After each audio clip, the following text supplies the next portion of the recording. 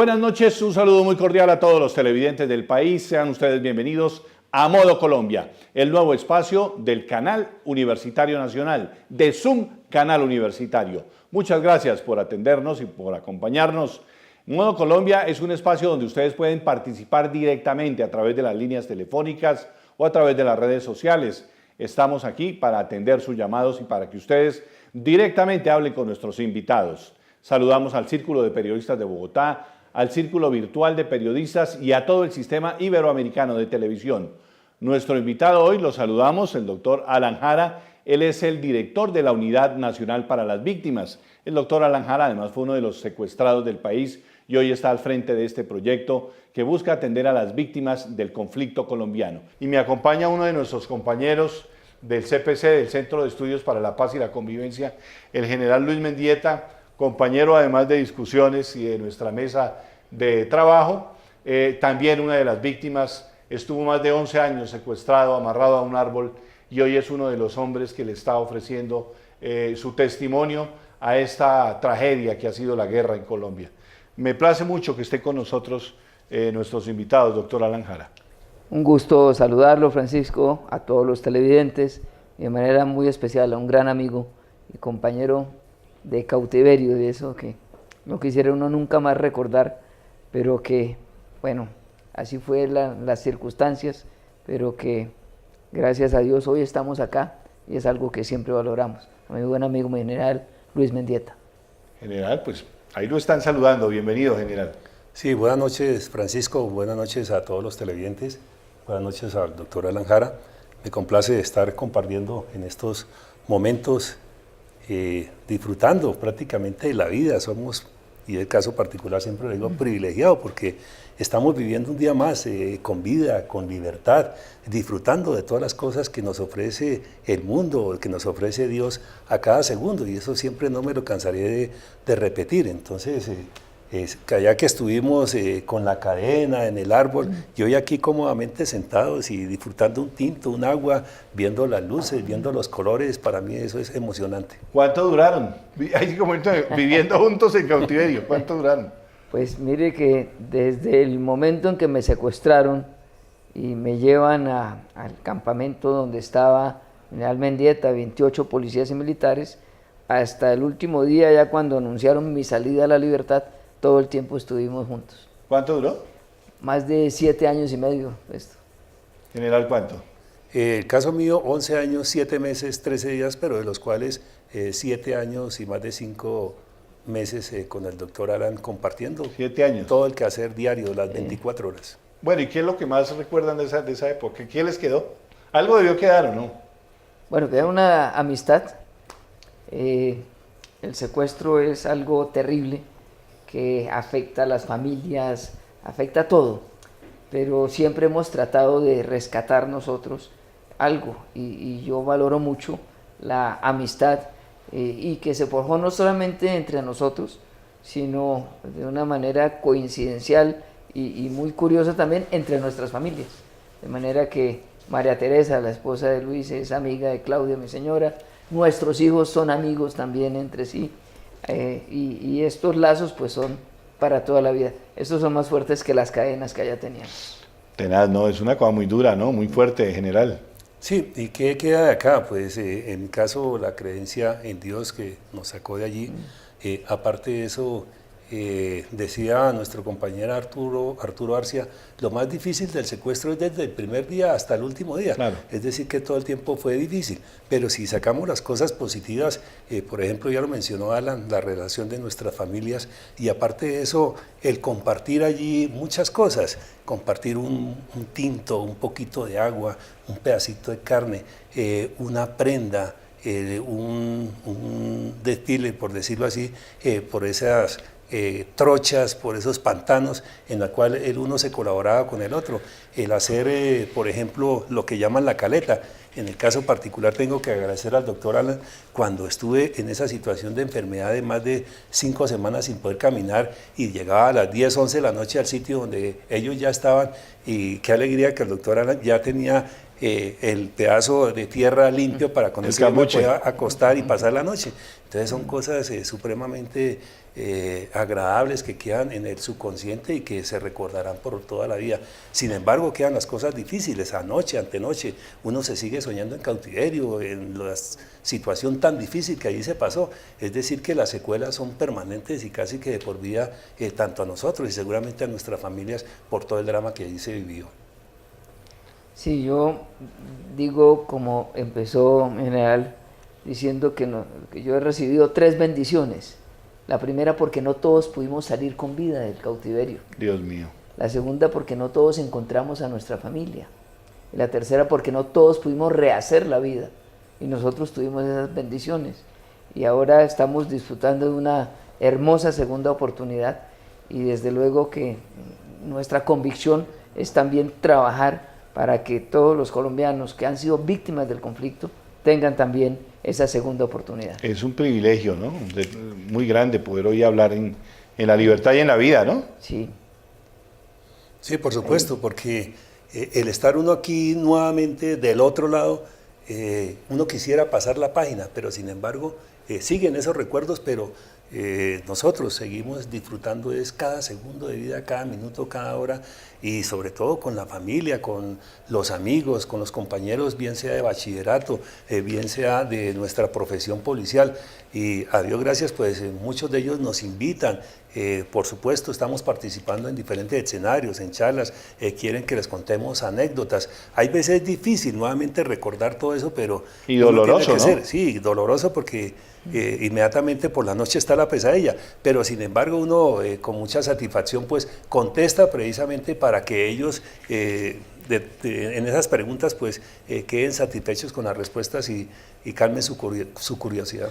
Hay cosas que nunca se van a saber. O sea, ustedes hicieron allá pactos en que dijeron, aquí nunca vamos a revelar tal o cual cosa. No, en el caso de nosotros no, para nada, porque lo que vivimos fue una situación muy difícil y lo que allí se generó fue esa amistad de la que hablábamos, pero además un compañerismo, un apoyo mutuo, tratando siempre de ayudarnos. Yo todo lo que tengo de mis compañeros de secuestro, especialmente los policías y militares, es el mejor recuerdo y la mejor impresión de ellos.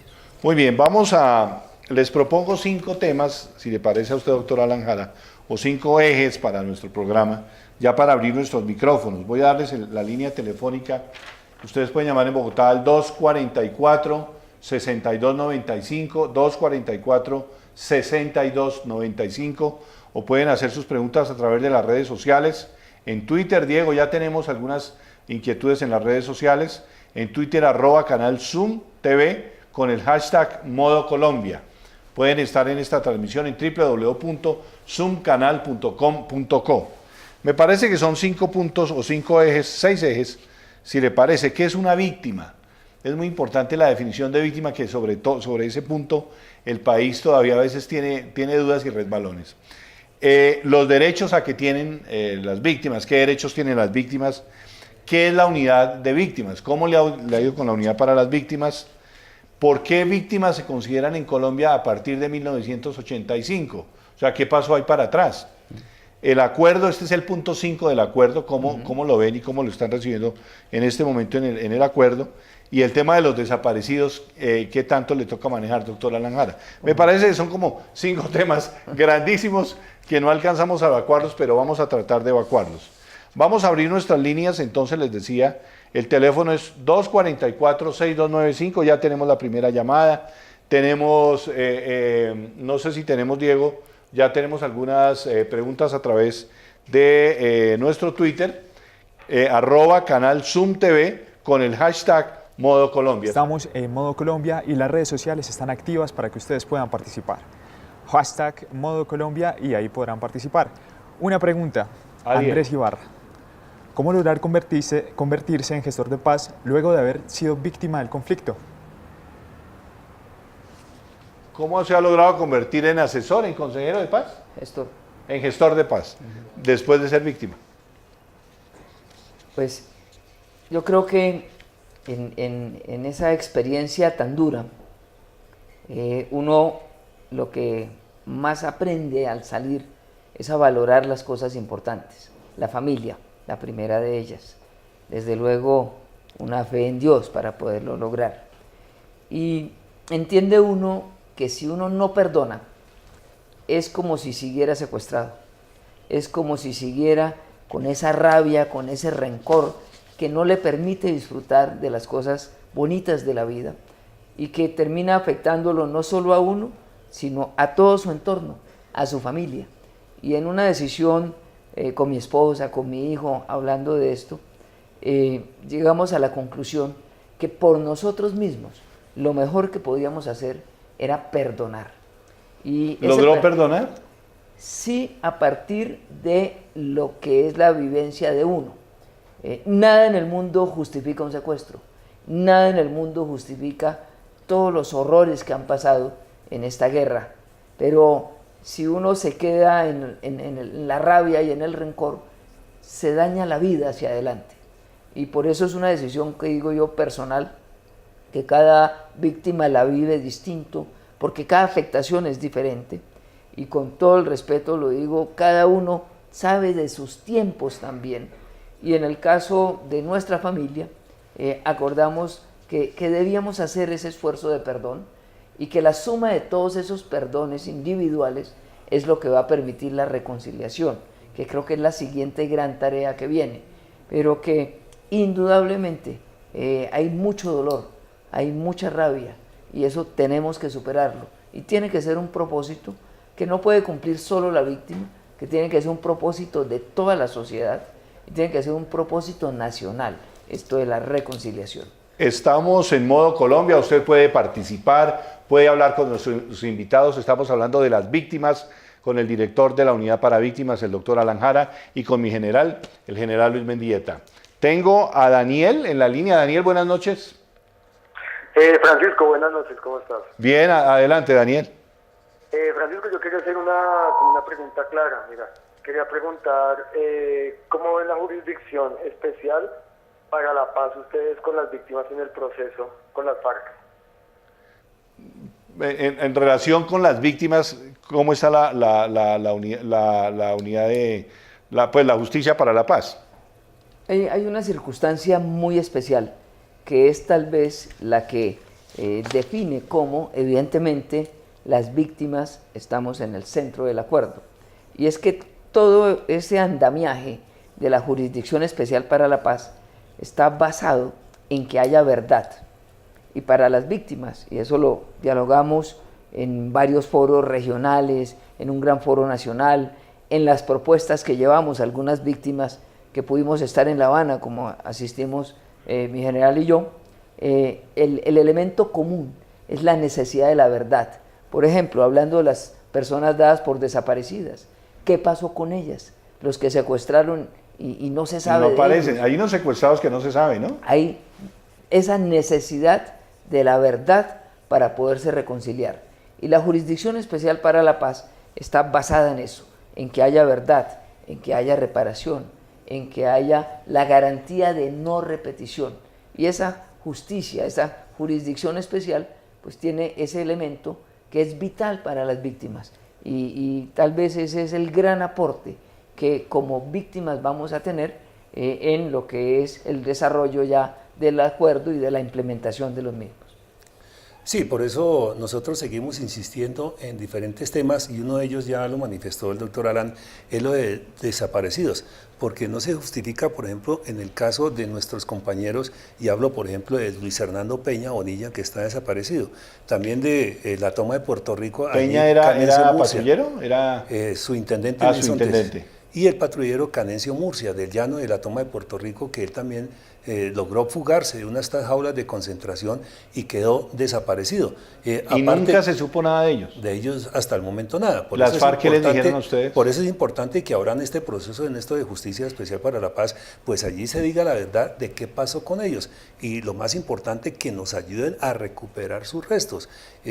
También es importante mencionar que hoy en día, pues, con asesoría especialmente externa, internacional, se puede buscar lo que son las fosas comunes, lograr identificar restos, porque si como en el caso de que nos mencionaban en estos procesos de paz de otros países, donde en algunas partes un cadáver lo desmembraron y botaron, por decirlo así, las partes de ese cuerpo en muchos sitios. Es decir, que es posible que un cadáver haya sido distribuido en 11 partes y las hayan regado. Entonces, al tener las pruebas genéticas, se puede hacer todo un banco de datos. Primero tiene que haber la identificación genética precisamente para que cuando se encuentren esos restos lograr identificar. Y allí pues nuestro drama, y especialmente porque las familias de estas personas siempre acuden a nosotros para que les colaboremos en qué momento las FARC van a decir la verdad, bueno, a dar la justicia, pero lo más importante es la recuperación de esos restos para que ellos hagan sus duelos, hagan ese proceso y puedan salir adelante. Hay el caso de esta identificación de esos restos, de lo de la toma de Mitú. Hay familiares. Hace 2 meses más o menos la Dirección General de la Policía Nacional realizó un evento precisamente para lo del 1 de noviembre. Decir entre comillas no es festejar el 18 aniversario, es sino conmemorar. honrar la memoria de ese 1 de noviembre de 1998. Y allí muchos familiares se acercaron para que yo les diera noticias de sus seres queridos, y resulta que allí quedaron fue en una fosa común y no han sido identificados los restos. Es decir, que a cada una de esas familias no le han entregado los restos de ¿Pero su se saben policía dónde que están murió. las fosas? Por supuesto que en Villavicencio hubo una fosa donde enterraron varios restos de los policías que allí fueron dinamitados, que murieron. ¿Los de dónde? De Mitú. Los de Mitú. Que murieron por las armas no convencionales, pero también hay otros que seguramente tocará buscar, pero por eso es importante esta unidad de búsqueda de desaparecidos y que se fortalezca con los recursos necesarios y sobre todo el apoyo internacional en ese banco genético que se crea precisamente para buscar los desaparecidos y lograr la plena identificación, así sea de un resto pequeño. Por supuesto, según nos lo decían, es posible que al identificar ese resto, pues se pierda la parte que se le puede entregar a los seres queridos, pero ellos ya son los que entran a evaluar si quieren que se identifique plenamente o que este resto lo quieran enterrar o seguramente dejarlo en el sitio donde ellos prefieran. Sí, es que si necesitamos reconciliarnos como nación, indudablemente la verdad es parte fundamental para ello. Actos de reconocimiento de responsabilidades, como el que se hizo en días pasados con las familias de los diputados del Valle que fueron secuestrados y asesinados en cautiverio. Todo esto debe conllevar a la reconciliación. Y el drama de la familia que tiene un ser querido desaparecido, independientemente de quién haya sido el victimario, esa condición de no saber qué pasó, de no poder cerrar el duelo, de no poder tener ni siquiera un resto, hace que sea uno de los puntos fundamentales de la verdad. Y por ello yo veo en este acuerdo no solamente la terminación del conflicto, que es un tema fundamental y muy importante, sino veo también esa oportunidad de sanar muchas heridas. Dios lo oiga, doctora Lanjara. La gente está llamando 244-6295 en Bogotá. Estoy con Camilo Corredor. Camilo, buenas noches. Sí, buenas noches.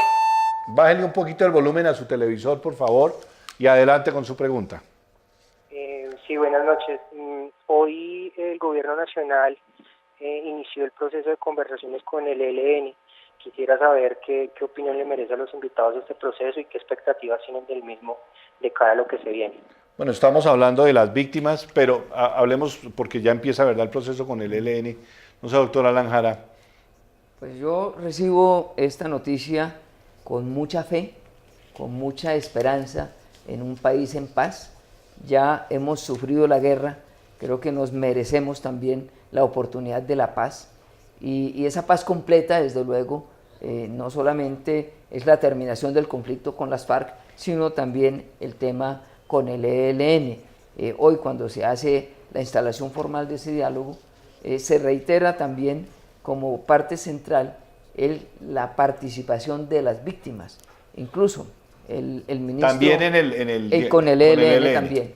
Incluso el ministro Juan Fernando Cristo, ministro del Interior, su padre fue asesinado por el sí, allá ELN, está él hoy, ¿no? Y él está hoy allá, en lo que creo que es un acto muy generoso en favor de la paz de él, pero también es una señal de reconciliación.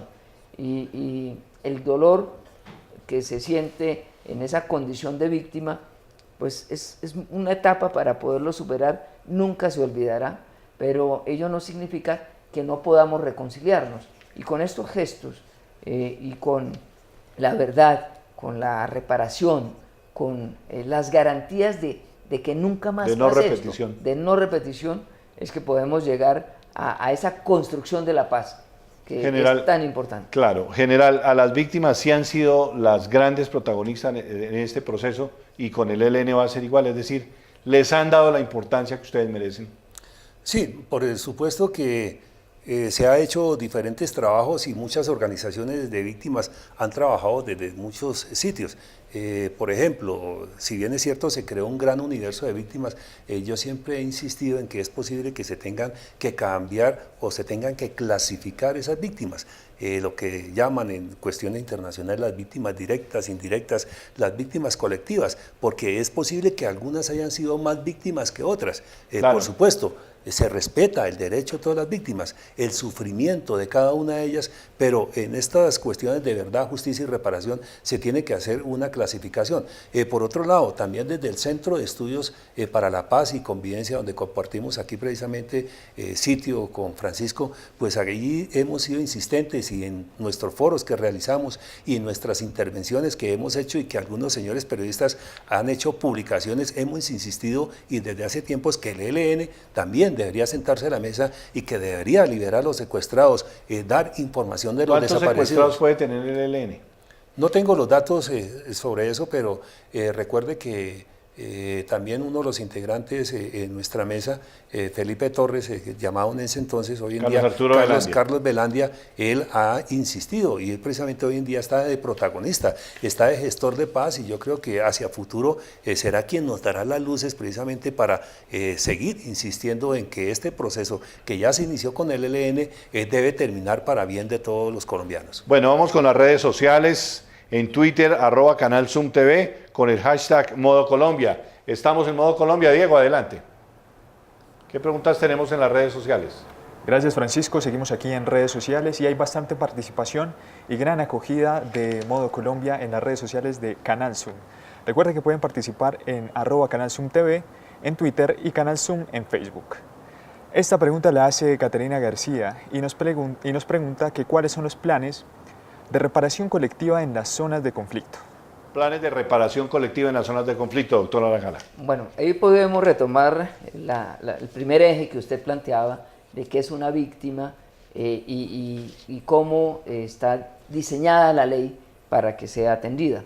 Esa condición de víctima se reconoce en la ley de víctimas, la ley 1448, como víctima individual de los hechos victimizantes que allí se narran, donde está homicidio, desaparición forzada, secuestro, desplazamiento, etc.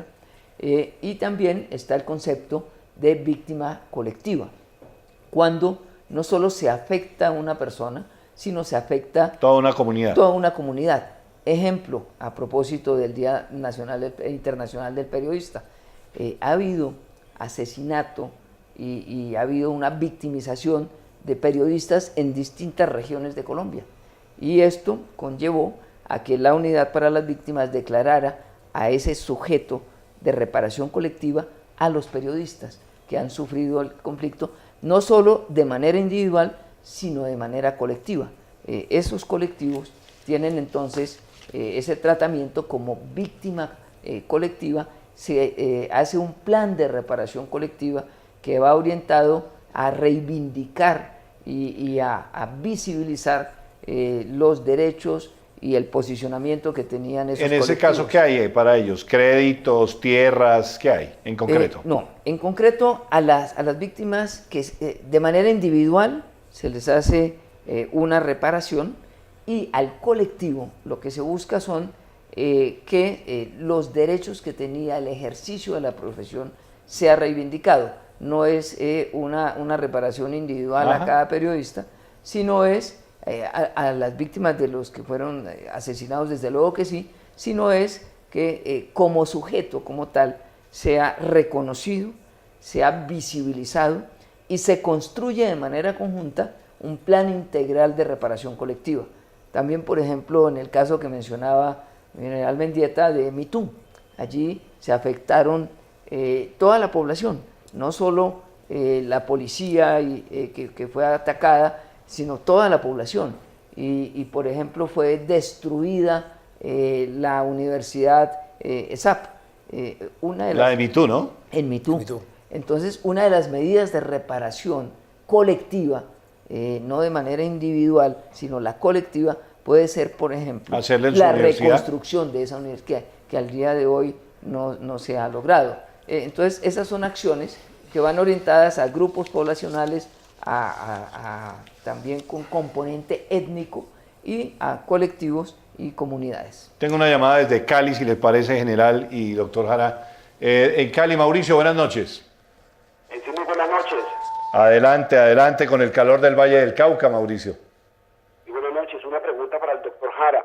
Doctor Jara, ¿cuánto tiempo de vigencia tiene la ley de víctimas? Vigencia de la ley de víctimas. La ley de víctimas se creó con una vigencia de 10 años que terminan en el 2021. Vamos en la mitad de la ley ahora, pues desde luego tendrá que ajustarse a los tiempos que el acuerdo de paz de La Habana ha determinado, y es uno de los trámites que tendrán que adelantarse en este ajuste normativo que se genera después de la firma del acuerdo de paz. General. Sí, yo complementaría lo de la reparación colectiva, y ya que se habló del caso de MeToo, en las 5 visitas que he hecho allí, y es bueno que se articulen todas las entidades del Estado. Podríamos decir que el Ministerio de Defensa cumplió con la instalación de una brigada móvil y la construcción de una... Me imagino que ya está reconstruido MeToo. La policía también reconstruyó su cuartel. Ya tiene su cuartel. Policía, ejército, pero lo que es la población, casas. Entonces ahí faltaron reconstruir una cantidad de casas que fueron afectadas y que todavía siguen en el momento dañadas. Por ejemplo, el Banco Agrario, allí fue destruido, y bien puede el Ministerio de Agricultura y seguramente por parte del banco reconstruir nuevamente ese Banco Agrario que fue afectado. La Registraduría Nacional, la Fiscalía y lo que mencionaba el doctor Alan, la universidad, la ESAP, que nuevamente se haga allí en el sitio donde estaba. Yo pienso que eso hace parte de esa memoria colectiva que debe quedar allí entre los habitantes, que se les restaure como estaba antes de los hechos tan terribles que pasaron. ¿El señor de Cali todavía estaba en la línea o ya no? ¿Que tenía otra pregunta? Bueno, entonces le vamos a dar muy rapidito, por favor, a Cali la otra pregunta que tenía. Adelante. Sí, para el doctor Jara, ¿qué pasa con las zonas que no se han microfocalizado aún en el Cauca? Seguimos esperando, yo ya llevo más de 5 años y aún no se microfocaliza. ¿Cuál es la solución si ya estamos cerca a la paz de Colombia? ¿Por qué no se ha microfocalizado? Si siempre alegan que porque es difícil entrar a la zona por seguridad. Gracias. Gracias. Seguimos en modo Colombia, doctor Alan Jara. Bueno, Colombia tomó una decisión inédita en el mundo. Nunca se había hecho, que era empezar a reparar las víctimas antes de terminar el conflicto.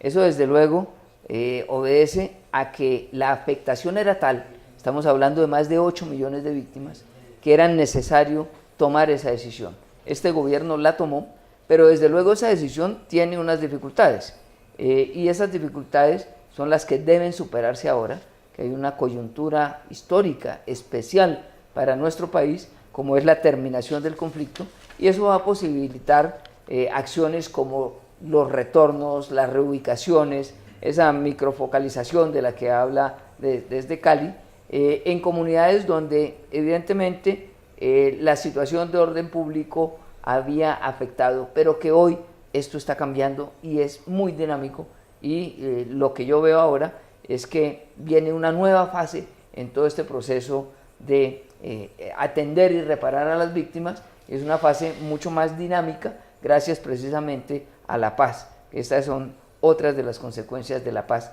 porque desde luego reparar víctimas también es construir paz. Y además es un chicharrón grandísimo, ¿no?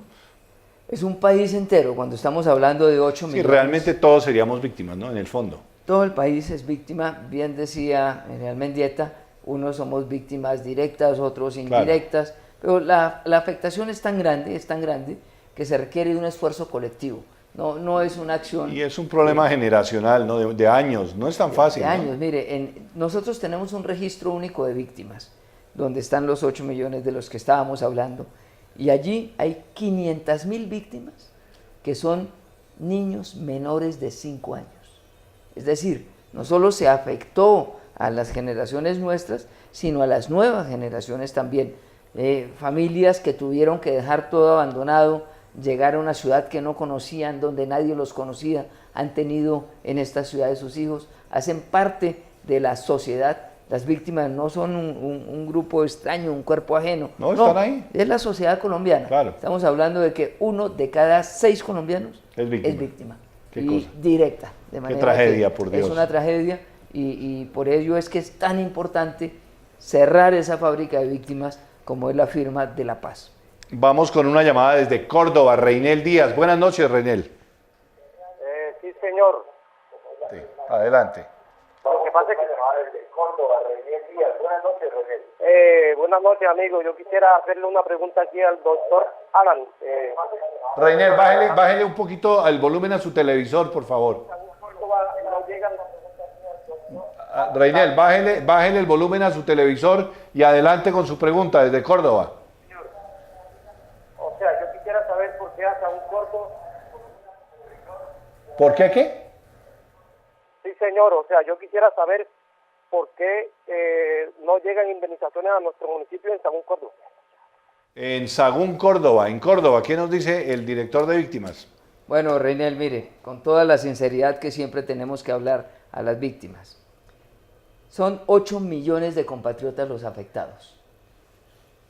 Poder llegar a todos ellos toma un tiempo. Y la misma ley previó, por ello, la vigencia para que se hiciera de manera gradual y progresiva. Hay circunstancias que determinan cuál es el procedimiento para atender y reparar. El grado de vulnerabilidad, sin duda, es fundamental, porque, bien decía Mineral también, hay condiciones distintas, siendo todos víctimas, y lo que intentamos hacer es poder llegar a todos los sectores. Al día de hoy, Colombia ha logrado ya reparar, ha pagado indemnizaciones a más de 670.000 personas. Eso no lo ha hecho ningún otro país en el mundo. Si sumáramos toda América Latina, da 7 veces más lo que ha hecho Colombia que lo que han hecho todos los países de América juntos en toda su historia.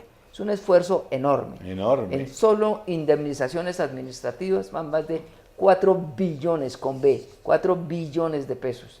En ayuda humanitaria, más de 3 billones de pesos, solo desde la unidad. A eso hay que adicionarle los programas sociales que se adelantan desde los municipios, la gobernación y la nación para llegar también a la población víctima.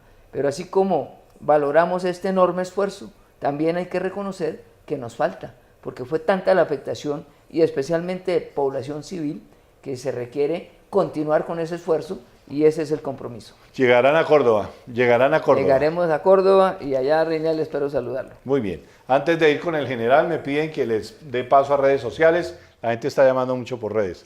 Diego, con redes, ¿cómo estamos? Francisco, seguimos recibiendo las inquietudes de los usuarios a través de nuestras redes sociales y en esta oportunidad tenemos a Camila Rodríguez que nos habla a través de Facebook. Ella pregunta lo siguiente: ¿cómo se garantizará que el acuerdo de víctimas no cometa los mismos errores de la ley de víctimas, teniendo en cuenta que según el procurador solo se ha reparado un 3.4% de la población? Bueno, lo estaba explicando ahora, cómo necesariamente tiene que haber una gradualidad para poder responder a todas las expectativas y las Exacto, necesidades. ¿cómo priorizan, doctor Jara? ¿Cómo están Hay priorizando? factores como por ejemplo la edad.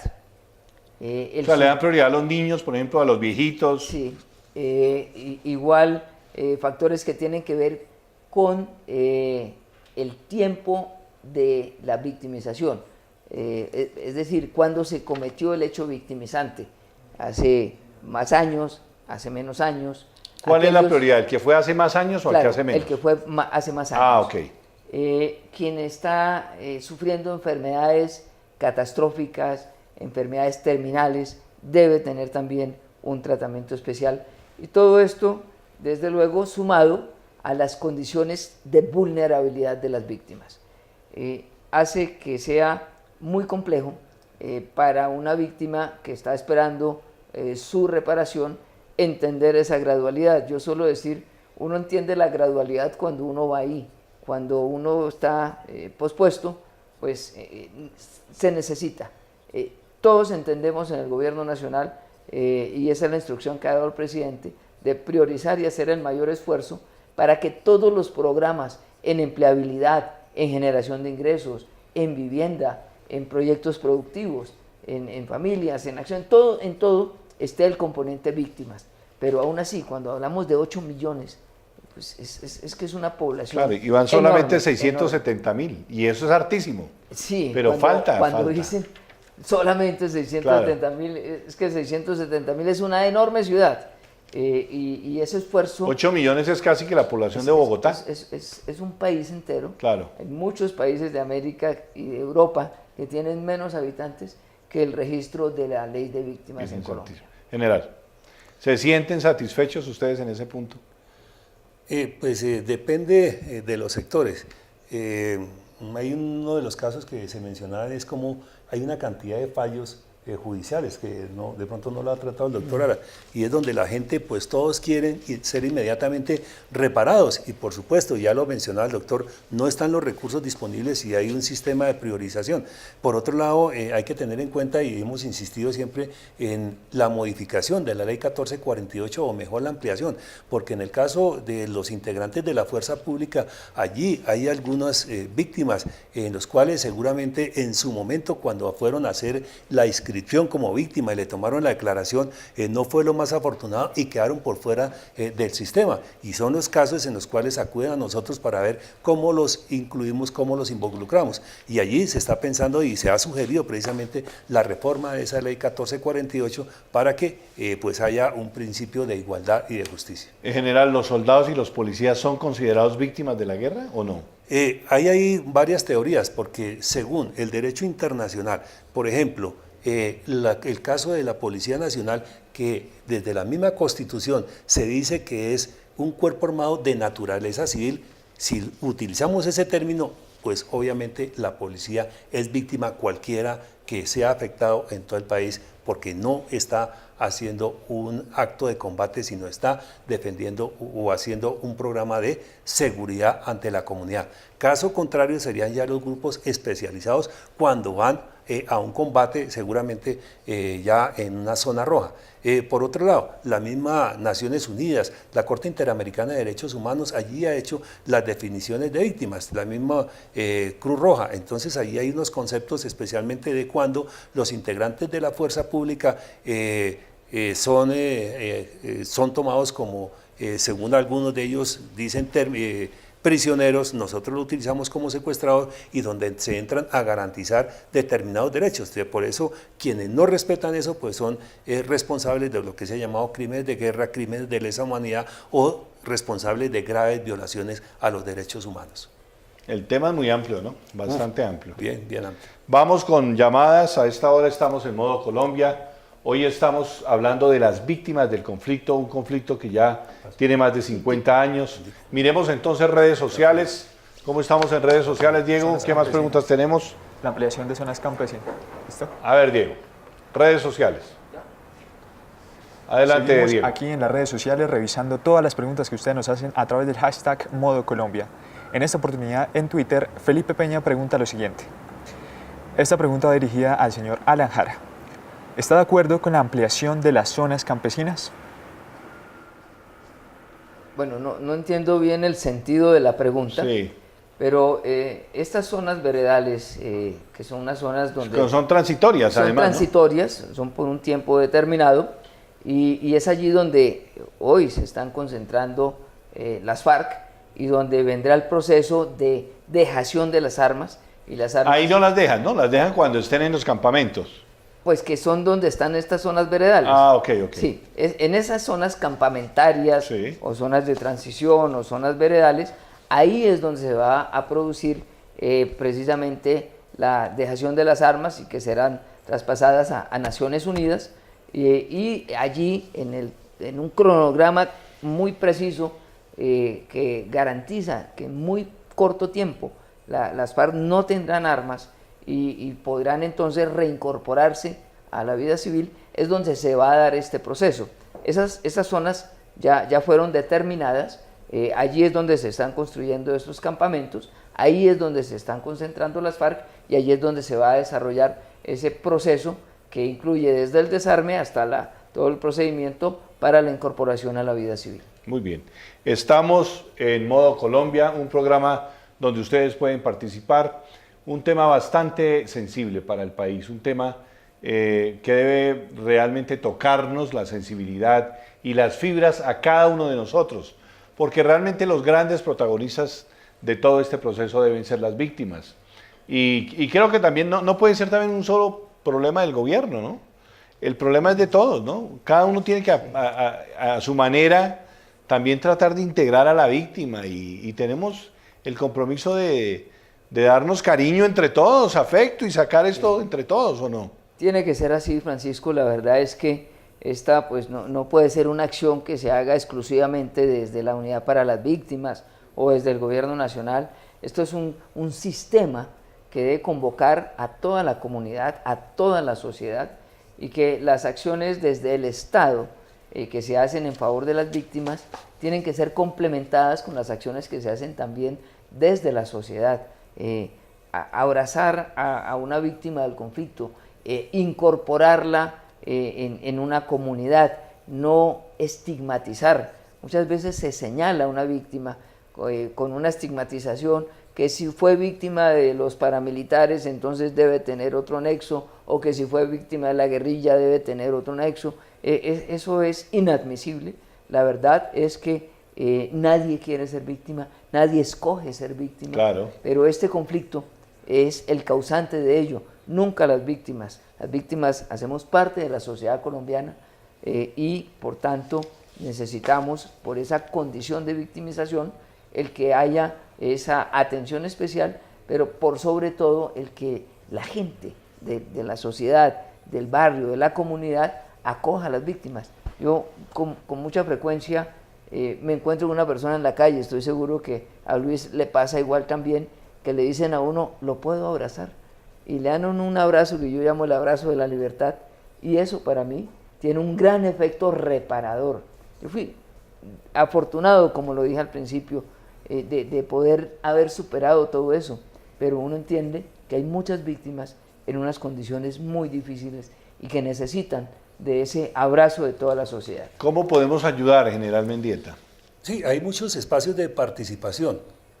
Hoy en día se abre una cantidad de instituciones seguramente donde desde las ayudas internacionales como también las ayudas privadas se puede contribuir a esto. Pero también yo llamaría la atención sobre la organización de las mismas víctimas. En el caso de la fuerza pública por hechos victimizantes, por ejemplo, los que fueron afectados por las minas antipersonas, por armas no convencionales, desplazamiento forzado, porque incluso integrantes de la fuerza pública, o mejor sus familias, fueron desplazados por cuestiones del conflicto. Pero allí no hay una organización de esas víctimas y hoy en día hay unos espacios de participación como las mesas municipales de víctimas, la mesa distrital de víctimas aquí de Bogotá, las mesas departamentales y la mesa nacional. Al organizarse estas víctimas por esos hechos victimizantes, pues pueden buscar una representación y acceder a esas mesas, primero para que haya una injerencia seguramente en los planes y programas que se desarrollen en los municipios o en los departamentos o en el distrito capital en favor de las víctimas. Yo tengo entendido que por ejemplo en Bogotá hay muchos subsidios pendientes de asignar para víctimas, y incluso como lo mencionaba el doctor Alan, dentro de las prioridades que se dan, tengo entendido que el caso de vivienda, allí se debe incluir un número lo más amplio posible de lo que han sido víctimas. Es decir, que falta un poco más de organización, o es posible que esas víctimas también se enteren más. Y por otro lado también yo iría a las cuestiones, en el caso de los de la fuerza pública, a las famosas medidas de asistencia, que si bien es cierto no pueden tener derecho inmediatamente a una reparación, sí pueden tener derecho a planes y programas como por ejemplo de educación, de otra cantidad de asistencia médica, etcétera. Claro, estamos cerrando nuestro programa, pero le vamos a dar espacio a nuestras últimas llamadas. El teléfono en Bogotá es 244-6295, Tenemos una llamada del departamento de Santander. Claudia está en Santander. Buenas noches. ¿En qué parte de Santander está Claudia? Aló, buenas noches desde Bucaramanga. De Bucaramanga, la ciudad bonita de Colombia. Adelante, Claudia. Mi pregunta es para el director Alan Jara. Sé que hoy estuvo en Bucaramanga y quisiera saber cuál es el estado del proceso de reparación de víctimas Bueno, en esta ciudad. así es. Acabo de regresar de Bucaramanga, donde hicimos 3 eventos muy importantes. Uno de ellos, entrega de estas indemnizaciones administrativas. Hoy fueron entregados más de 5.000 millones de pesos a 850 víctimas del conflicto ahí en Bucaramanga. Víctimas que habían sido algunos desplazados de otros rincones de Santander o incluso de otros lugares del país, de Arauca, de norte de Santander, porque Bucaramanga se convirtió también en una ciudad receptora, y eso hace parte entonces del ejercicio de reparación del que estamos hablando. Lo segundo que hicimos fue una reunión con el gobernador de Santander y 21 alcaldes para un proyecto productivo donde con recursos de los municipios, del departamento, de planeación nacional a través de FONADE y de la Unidad para las Víctimas, se generó un gran proyecto para dar apoyo en una unidad productiva a las víctimas, de tal manera que puedan generar sus propios ingresos, que no dependan de una ayuda humanitaria, sino que con estos recursos puedan montar un proyecto productivo. Y lo tercero que hicimos fue en una reunión con el alcalde de Bucaramanga para ver cómo construimos allí un centro regional de atención a las víctimas, en una política que estamos haciendo que consiste en que en ese centro esté toda la oferta que tiene el Estado, el SENA, el Ministerio de Trabajo, Prosperidad Social, Banco Agrario, la Procuraduría, la Personería, todo lo que una víctima necesite quede concentrada en esos centros regionales, de tal manera que una víctima llegue allí y encuentre la respuesta a todas sus necesidades. Y ese es un proyecto que espero sacar adelante conjuntamente con el alcalde. Doctor Alan, tengo una llamada desde Villavicencio, ¿la atendemos? En Villavicencio, su tierra además, por supuesto, donde fue gobernador. Harvey, en Villavicencio, buenas noches. Sí, señor, buenas noches. Adelante. Primero que todo, pues saludar al director de víctimas. Segundo, pues hacer un comentario acerca de la gestión que se está haciendo, ¿sí? Pues nosotros las víctimas no estamos en peores situaciones económicas, ¿sí? En este caso, pues en mi caso soy un profesional que fui víctima en el Catatumbo, en la cuestión de que he pedido pues ahí en Villavicencio un empleo, ¿sí? Una oportunidad laboral acerca de pues poder vincularme, ¿sí? Y generar ingresos. Nosotros tenemos una cultura, o Colombia tiene una cultura por parte del gobierno negativa, que nosotros no estamos teniendo una visión de volvernos como mendigos, ¿sí? Que estar esperando que el gobierno nos colabore económicamente pues, acerca de nuestros déficits económicos en las familias. Pero en ocasiones hay momentos en que de pronto quieren una oportunidad laboral, ¿sí? Como profesional. Pues desafortunadamente, pues tanto el departamento, las administraciones departamentales y locales, pues no ven a estas personas como competentes, sino pues a veces por los beneficios que uno recibe en campaña, ¿sí? Cuestión de política, que los puestos estos son pues tildados a dedo, pero no le dan la oportunidad a veces a personas profesionales que verdaderamente quieren el bien para Colombia y para nosotros la comunidad, ¿sí? Nosotros tenemos un pensamiento no intelectual, sino que sea colectivo. Entonces, en este caso, pues, por mi caso, yo como víctima no he recibido hasta el momento la primera ayuda humanitaria, ni una indemnización, pero sí quisiera de pronto el director, cuando esté en Villavicencio, hacer una mesa y poder unificar esos pensamientos de oportunidades laborales, ¿sí? Claro, que es lo que de pronto estoy diciendo en este momento y lo que quiero y anhelo. Sí, señor. Es eso. Vamos a incluir a nuestra gente del llano. ¿Cuándo, doctor Jara? Bueno, tendremos que hacer... Además, él ya no fue golpeadísimo, ¿no? Claro, el Meta ha sufrido igual que... Usted lo secuestraron en el Meta, ¿no? Pues yo mismo. En el Ariari. En el Ariari. Y mire, lo que decía Harvey aplica para todo el país. Las víctimas no quieren programas asistencialistas, lo que quieren son oportunidades. Pero las oportunidades, como decíamos ahora, Francisco, no están solo en el gobierno. Las oportunidades laborales están en toda la sociedad. En esto hemos recibido un apoyo muy importante del Ministerio de Trabajo, la ministra, y del SENA, donde a través de las agencias públicas de empleo se sacan ofertas especialmente para víctimas. Hay que estar pendiente de esto, Harvey, pero también lo invito y a todos los televidentes que estos casos en los cuales se considere que no ha habido la debida atención o no se ha podido entablar esa comunicación, lo hagan directamente con la Unidad para las Víctimas. No se requiere ningún intermediario, aquí no se trata de un tema político ni mucho menos, y lo invito a que se acerque a la Unidad para las Víctimas allá en Villavicencio o nos escriba a la Unidad Nacional para las Víctimas, y desde luego con todos los canales que usted encuentra en la página, si me permite la cuña de Francisco, que es www.unidadvictimas.gov.co. Allí están los canales a través de los cuales podemos comunicarnos y podemos darle una respuesta no solo a Harvey, sino a todos los televidentes. El director de la Unidad para las Víctimas hablando con Colombia, estamos en Modo Colombia, el nuevo programa del canal Zoom, y estamos hablando también con el general Luis Mendieta, que nos ha dado su testimonio. Creo que nos falta mucho, ese tema de la tutelitis también lo afecta mucho, ¿no? La gente tutela por todo, me imagino que ese es uno de los chicharrones más fuertes. En 2015 tuvimos 250.000 tutelas. No, 250.000 producto de más de 1.100.000 derechos de petición. Ah, carajo. Lo que queremos hacer, y lo hemos venido logrando en un gran esfuerzo, es dar respuesta de manera oportuna. Como lo mencionaba el presidente el viernes pasado, después de un comité ejecutivo, los tiempos de respuesta en la unidad eran de 33 días en promedio. Hoy estamos en 5 días. Eso hace que podamos responder sin que nos pongan una tutela, sin que nos pongan un derecho de petición.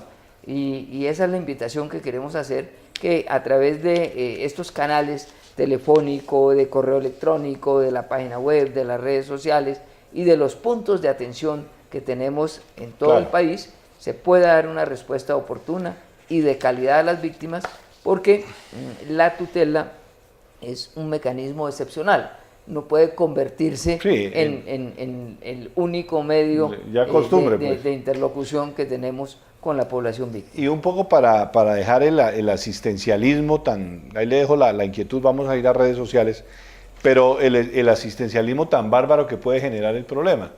O sea, ¿hasta qué punto también ser víctima se vuelve una profesión y se nos vuelve una carga para los colombianos, porque además somos nosotros quienes pagamos las indemnizaciones a las víctimas? Ya le dejo con esa inquietud, vamos a atender redes sociales y le doy la oportunidad al doctor Alan Jara y a nuestro general Luis Mendieta para que hablemos de ese tema. En redes sociales, Diego, adelante. Francisco, Medellín hace presencia con Catalina Castro a través de Twitter. Nos pregunta lo siguiente. Esta pregunta va dirigida al general Mendieta. ¿Cuál es el papel del Ejército de Colombia con las víctimas del conflicto? Las víctimas militares y policías. Sí, por eso lo mencionaba antes, que se está buscando precisamente la reforma, esa ley 1448, porque hay diferentes víctimas, tanto de la fuerza pública, llamémosla fuerzas militares, y de la Policía Nacional, que no quedaron incluidas, y son los que continuamente están llamándonos para que hablemos por ellas. Y hay otro sector, por ejemplo, de los familiares de aquellos soldados y policías que murieron en combate y que en este momento pues ellos se consideran víctimas directas y quieren quedar incluidos en el sistema. Entonces, por lo tanto, hay mucho trabajo que hacer, y por eso estamos haciendo las coordinaciones e insistiendo para que se reforme la ley y para que allí se incluyan, porque infortunadamente pues, hubo un fallo del Consejo de Estado donde No incluye los policías y Se los mencionó militares. que los integrantes de la fuerza pública tienen su régimen especial y por lo tanto tienen que acceder a él precisamente para obtener determinados beneficios. Sin embargo, nosotros seguimos insistiendo en que esas medidas de reparación integral, allí hay unas medidas de satisfacción, de asistencia a las cuales ellos pueden acudir por los diferentes canales, seguramente de manera directa ante la unidad de víctimas. Claro, porque digamos que aquí conceptualmente los policías y militares que han sido víctimas de violaciones al derecho internacional humanitario, graves violaciones a los derechos humanos, tienen esa condición de víctimas. Y este es un proceso que yo creo que, como decía Meneral, debe fortalecerse y sin duda en este momento especial, en este momento de paz, en este momento de construcción de paz y de terminación del conflicto, pues es uno de los puntos a considerar. Y también considero otra parte de lo que ya hablaba el doctor Alan, de lo de las nuevas oportunidades de empleo con base en la pregunta que hicieron de Villavicencio. Y allí hay integrantes de la fuerza pública que fueron retirados de las instituciones y hoy en día están en unas condiciones lamentables. Ellos también están pidiendo que se les tenga en cuenta, ¿no?, en los diferentes programas precisamente, claro, para acceder a un empleo o a otras oportunidades de asistencia. El tema nos queda en punta, yo creo que tenemos que volver a tratarlo, pero vamos cerrando, cerremos. Doctor Alan Jara, sus conclusiones. No se le olvide el aspectico que le toqué de la parte del asistencialismo.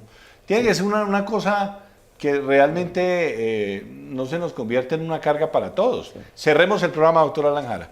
Bueno, Francisco, muchas gracias y muchas gracias a todos los televidentes y desde luego a Luis. Mire, ese tema del asistencialismo, de los programas que se vuelven como paternalistas, desde luego no debe ser la esencia de este programa. Y no soluciona nada. Porque no soluciona.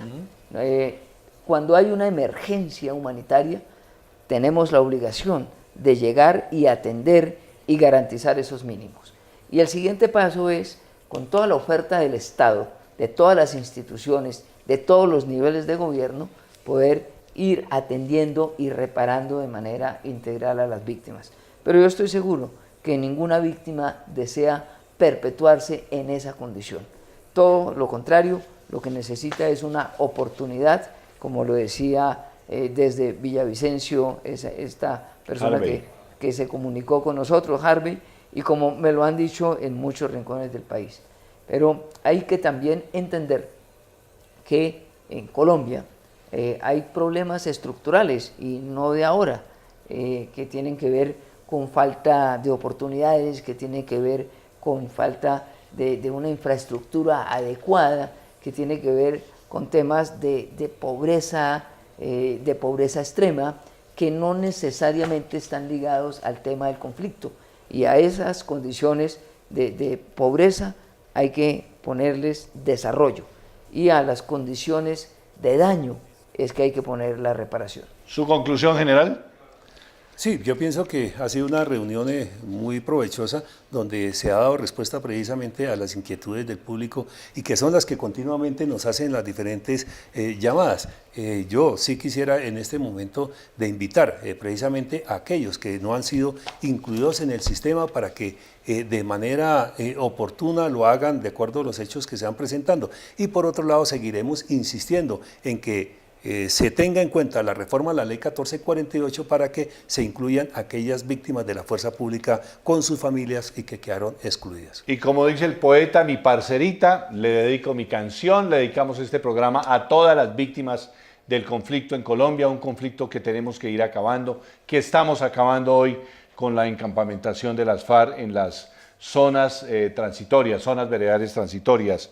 Doctor Alan Jara, gracias por haber venido a Modo Colombia. Seguimos pendientes, cuente con nuestro apoyo por las víctimas de Colombia, porque eso es hacer la paz. Muchas gracias, Francisco, y de verdad que muy amable a todos los que participaron y a quienes hacen posible esta interlocución con las víctimas. General, gracias, y seguimos entonces luchando por la paz de este país. A usted, gracias por la invitación y nuevamente al doctor Alan por participar en este programa, pero en especial a toda la audiencia porque estuvo atenta, que compartió y hizo las preguntas, y a todos los que nos han colaborado en este momento en la elaboración de este programa. Al Canal Sun, a los muchachos de Canal Sun, a Diego, a Carolina, a Jenny, a los muchachos de Programar Televisión, a Camilo Reyes, a los muchachos, a los camarógrafos, a todos los que nos han acompañado. Este es Modo Colombia, el nuevo espacio del Canal Zoom, donde pretendemos que ustedes mismos sean los protagonistas y ustedes sean los que participen y puedan hablar con nuestros entrevistados.